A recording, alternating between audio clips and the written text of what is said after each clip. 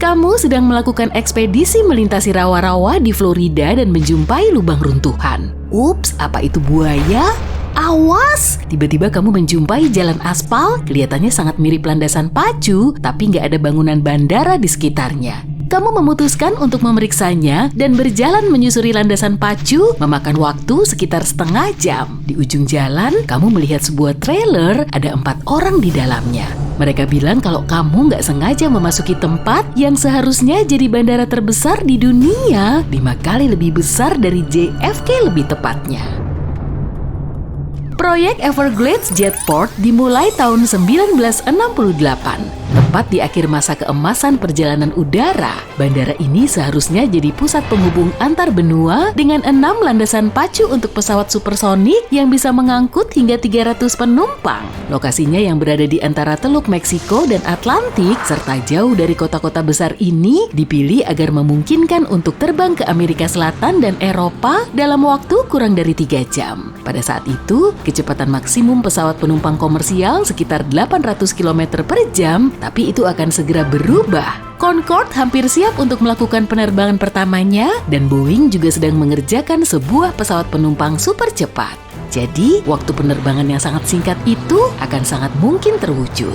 Selain itu, nggak akan ada yang keberatan dengan suara keras saat pesawat lepas landas dan mendarat di atas lautan, nggak seperti area di sekitar bandara-bandara pedalaman. Penumpang akan menuju bandara baru ini mengendarai kereta berkecepatan tinggi yang menghubungkannya dengan kota-kota di sekitarnya, baik di pesisir Atlantik maupun Teluk Meksiko. Terminalnya akan dibuat sangat mewah dengan banyak ruang tunggu untuk para calon penumpangnya yang kaya raya. Tapi semua itu nggak pernah jadi kenyataan. Pembangunan bandara dimulai, tapi berhenti tepat setelah landasan pacu dibangun. Alasan pertama, para penduduk dan aktivis melihat laporan yang mengatakan bahwa bandara baru ini akan merusak ekosistem Florida Selatan dan Taman Nasional Everglades. Jadi mereka menentang keras pembangunannya. Kedua, program pesawat penumpang supersonik Boeing dihentikan dan dalam waktu kurang dari 20 tahun selama uji coba pesawat supersonik berlangsung, Federal Aviation Administration menerima 40.000 keluhan soal dentuman sonik dari orang-orang yang tinggal di bawah area pengujian. Suara gelombang kejut dari pesawat jet yang melaju lebih dari kecepatan suara bisa memecahkan kaca dan membuat orang-orang serta hewan ternak ketakutan. Karena itu maskapai penerbangan di seluruh Amerika Serikat menyadari bahwa penerbangan supersonik nggak akan sukses secara komersial dan mereka nggak lagi membutuhkan bandara super besar untuk mengakomodasi pesawat-pesawat itu. Landasan pacu yang sudah jadi digunakan untuk pelatihan pilot selama bertahun-tahun. Landasan pacu ini cukup panjang untuk mendaratkan pesawat Boeing 747 dan berada di lokasi yang terpencil. Jadi, sangat cocok untuk keperluan pelatihan. Kemudian saat simulator penerbangan sudah jauh lebih canggih dan pilot nggak perlu berlatih di sana lagi, bandara yang belum selesai dibangun ini mulai melayani pesawat penerbangan umum. Bahkan pada hari-hari tersibuknya, bandara ini tidak melayani lebih dari belasan lepas landas dan pendaratan dalam sehari. Jadi, staf yang terdiri dari 4 orang bekerja di sini dari pukul 8 sampai pukul 17.30 setiap hari. Terkadang bandara ini juga digunakan untuk balap mobil. Di belahan dunia lain, tempat yang dulunya merupakan bandara penting kini menjadi tempat piknik, festival, dan peragaan busana. Kamu juga bisa bermain skateboard dan menerbangkan layang-layang di landasan pacu bekas Bandara Tempelhof di Berlin, Jerman. Bandara ini merupakan bangunan terbesar di dunia hingga Pentagon selesai dibangun. Bandara ini juga menjadi bandara pertama di dunia yang punya jalur kereta bawah tanah. Lokasi bandara ini adalah milik Ksatria Templar pada abad pertengahan dan dari situlah asal-usul namanya. Tahun 1920-an menjadi masa keemasannya, menjelang akhir masa operasinya, bandara ini kebanyakan digunakan oleh pesawat komuter kecil hingga akhirnya ditutup pada tahun 2008.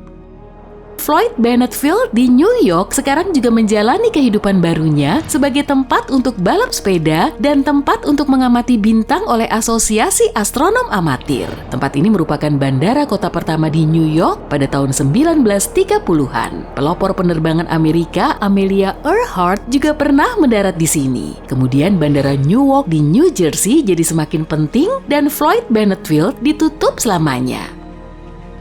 Salah satu stasiun kereta bawah tanah New York yang paling indah dengan langit-langit berkubah, gapura, dan ubin hijau zamrud kini terbengkalai. Stasiun City Hall merupakan perhentian akhir di selatan dari jalur kereta bawah tanah yang pertama. Lebih dari 15.000 orang antusias menaiki kereta bawah tanah ini saat resmi dibuka pada awal abad ke-20. Tarif perjalanan saat itu sekitar 5 sen. Perjalanan pertamanya berangkat dari stasiun City Hall yang dulu menjadi kebanggaan itu. Semakin lama kereta bawah tanah menjadi semakin panjang sampai nggak bisa lagi berhenti dan menaikkan penumpang dengan aman karena peron yang melengkung. Dan begitulah awal mula stasiun ini kehilangan penumpangnya. Orang-orang mulai terbiasa dengan kereta bawah tanah sampai pada titik di mana mereka nggak peduli lagi dengan keindahannya, melainkan lebih pada fungsinya. Ditambah lagi, stasiun City Hall memang berada di luar jalur cepat, jadi penumpang lebih memilih naik dari stasiun jembatan Brooklyn yang lebih dekat dan memungkinkan mereka melakukan perjalanan lebih cepat serta turun lebih dekat ke jembatan yang terkenal itu. Sekarang satu-satunya cara untuk mengunjungi stasiun City Hall adalah dengan mengikuti tur yang diselenggarakan oleh New York Transit Museum.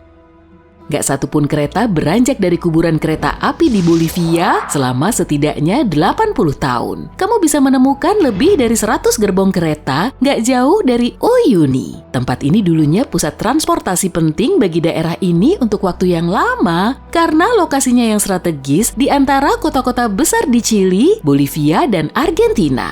Pusat transportasi ini memainkan peran penting dalam mengangkut mineral ke pelabuhan-pelabuhan Pasifik. Pada pertengahan abad ke-20, tambang-tambang sudah kehabisan sumber daya dan ditutup. Gerbong-gerbong kereta pun dibiarkan berkarat di dataran garam. Rangkaian gerbong baja yang indah berubah menjadi rongsokan dalam waktu singkat karena angin berkadar garam yang menggerus logamnya. Sekarang, area itu menjadi tujuan wisata yang populer.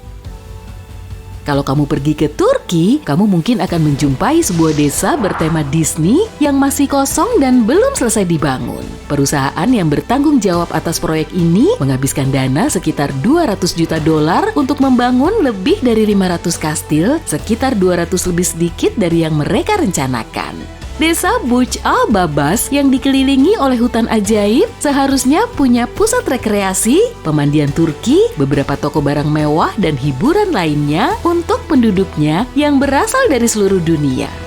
Orang-orang dengan senang hati menginvestasikan uangnya untuk kehidupan bakti kerajaan di masa depan, tapi kemudian krisis ekonomi melanda negara ini. Para pembeli khawatir tentang masa depan proyek itu dan menarik sebagian besar dana. Perusahaan konstruksinya pun bangkrut dan desa dongeng itu terbengkalai sampai sekarang.